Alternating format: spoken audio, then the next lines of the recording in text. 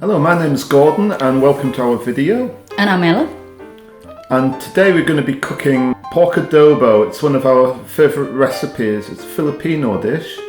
And Ella will tell you a little bit about what we're going to do. Yeah, it's a hearty comfort food basically, and it made of a slow cooked tender pork shoulder, and with drizzle with a savoury sauce, soy sauce, vinegar, peppercorn, and then a bit of bay leaves on it. It's not difficult to make. Today you're going to be cooking it in a slow cooker. That's right, yeah. And it will be so tender in the end, and it'll be delicious. Yeah, it is really a great dish.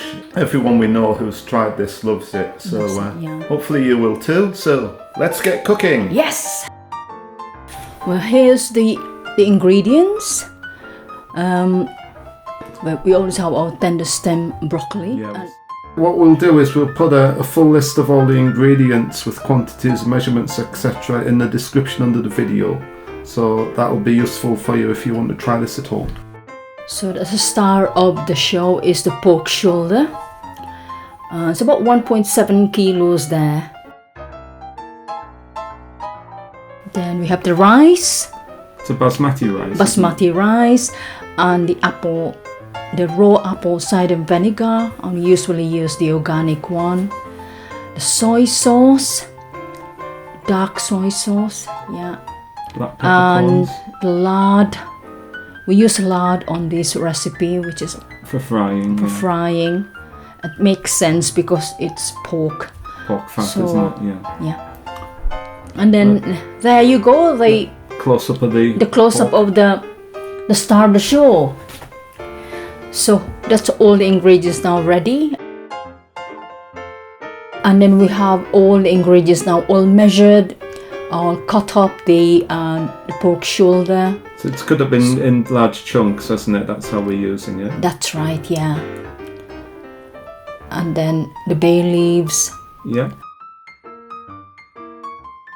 And that's the garlic. We've sort of crushed them, but yes, slightly. That's right.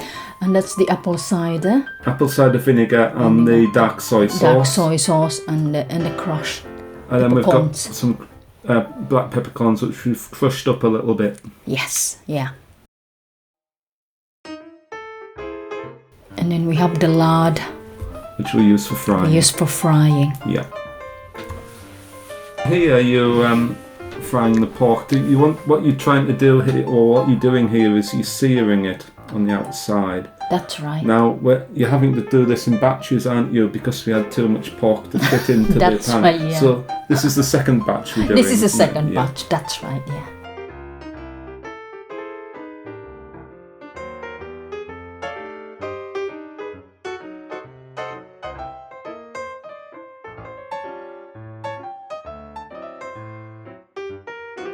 And now you're just testing, looking under to see if it's seared enough on the other side. Yeah, and they look like they're okay, and that's fine, isn't it? So ready. That's why you're turning it over to sear the other side. Yeah. That's right. Yeah.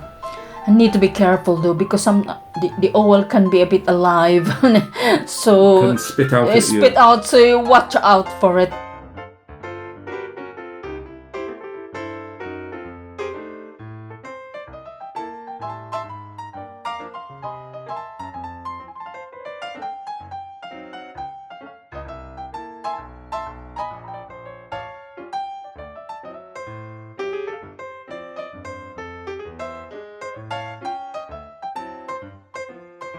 So now we're turning right, and look like they're ready for the pot. So they should be ready now to add to the first batch in the pot. Yep. So you're just putting them in the pot now with the others. So the second batch to be put in now to the pot. The pork is quite fatty. This is a fatty dish. If you use that sort of lean pork on this, it wouldn't be the same. So you need the fatty pork. Animal fats might not be as unhealthy as you think they are. There's more unhealthy things than this, such as seed oils and stuff, but that's something for another video.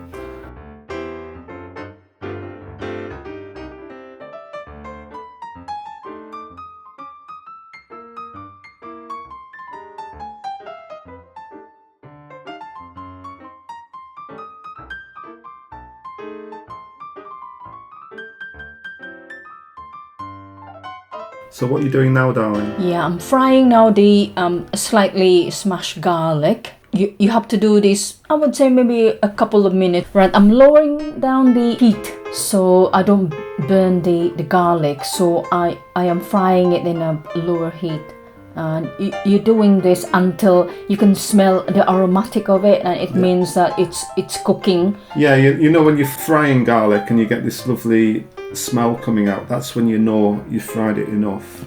That's right. And at that point you'll add the other ingredients, won't you? Yeah. So for now, usually like between 1 and 2 minutes.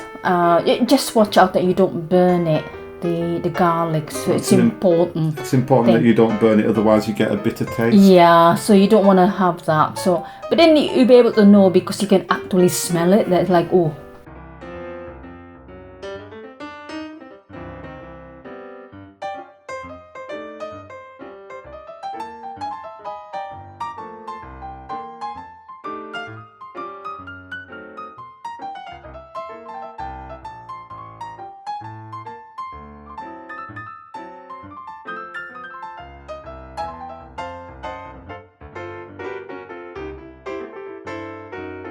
So I'm pouring down the apple cider vinegar now, the rest of the ingredients, and then followed by the dark soy sauce. Yeah, and this will serve to deglaze the pan, which is what we want, because we want all the flavour that's in the pan to go in the pot with these ingredients that you've just added, don't we? That's right, yeah. The bay leaves there, and then the peppercorn.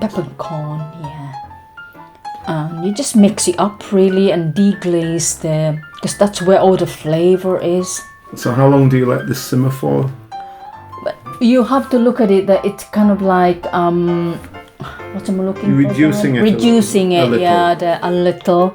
Not drastically, but a little No, you just need and make sure that all is been scraped out and deglazed because that is important because of the flavour.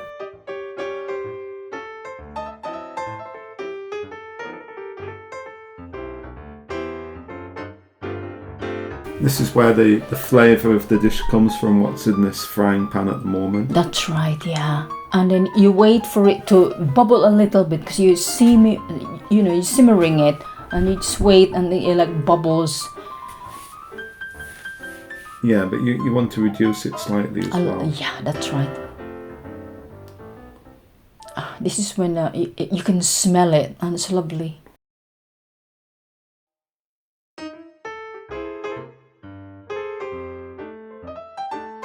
Yeah, you can see it's starting to bubble. Simmer a bit. Yeah. Right, so now it's been on for a couple of minutes or so, and now you're ready to add it to the pot, aren't you? That's right, yeah.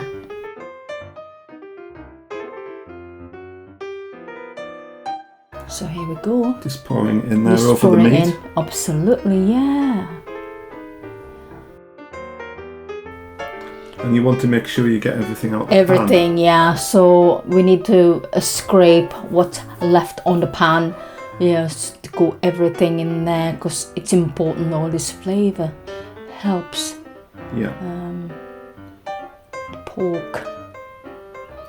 Yeah, there you go.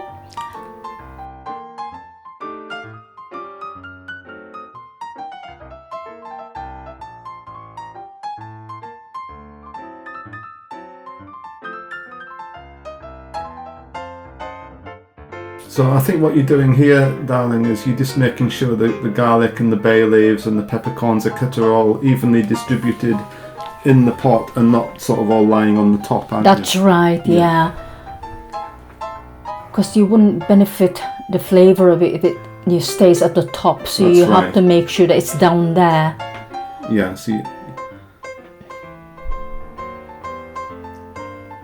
So I'm doing this and try to drop them down as I can at the bottom, which is really important. Slip that in at the side.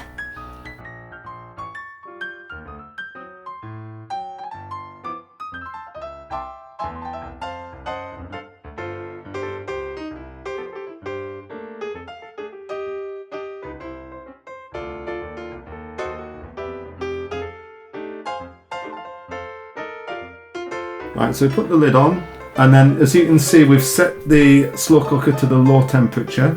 Yep. If you think that slow cooker looks a bit old-fashioned, it is. It's been in the family many years, so we're giving it 7 hours here. It's a long time. And there we are, 7 hours later, on the plate. And Delicious. Doesn't that look gorgeous, darling? Yeah, yum. And this I this can will smell it. this will be really succulent. It won't be dry at all. It won't be. It'll be moist and succulent. I mean, look at that. It just Pulls apart pulls apart. with the fork. Yeah. Fork, yeah. So as you can see, there you go. Oh, yeah. Beautiful. Beautiful, absolutely. Oh, there you go. I'm doing that on that particular. Well, the moment we've been waiting 7 hours for. Yeah. Hope it's worth the wait. Somehow I think it is, because you've cooked this before, haven't you, darling? Absolutely. Yeah, it's a very popular dish in the Philippines, as we said earlier, and it's a favourite of ours as well. That's right. I think Ella's got a particularly good recipe for this. I've tasted pork adobo elsewhere, but I always think yours is like one of the best, if not the best I've had. I think it's less slow cooking. I think really helps. So if you're doing it at home and then you don't have a slow cooker, you can always do it in the oven, but you have to make sure that it's the temperature is low for a long time, isn't it? And that is the key really on this recipe, to make it tender and Yeah, the secret is to cook it slowly, like low and long. That's right, yeah. So hence using a slow cooker. A slow cooker is convenient as well, because you can just put it on and then forget about it. As long as you don't need your food in a hurry. Yes. This isn't a dish for someone in a hurry. This is for when you've got plenty of time. Maybe if you're busy working during the week, maybe this is something you might do on a Saturday or a Sunday. That's right.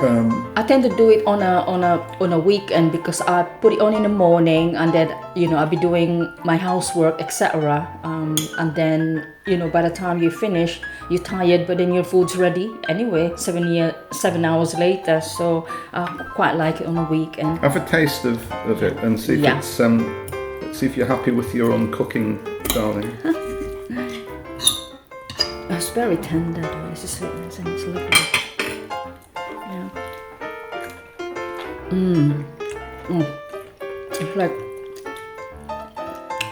it's just kind of like it's almost like pulled pork, Pulled isn't it? pork, yeah. It's so tender it just pulls apart. I know, it's just lovely.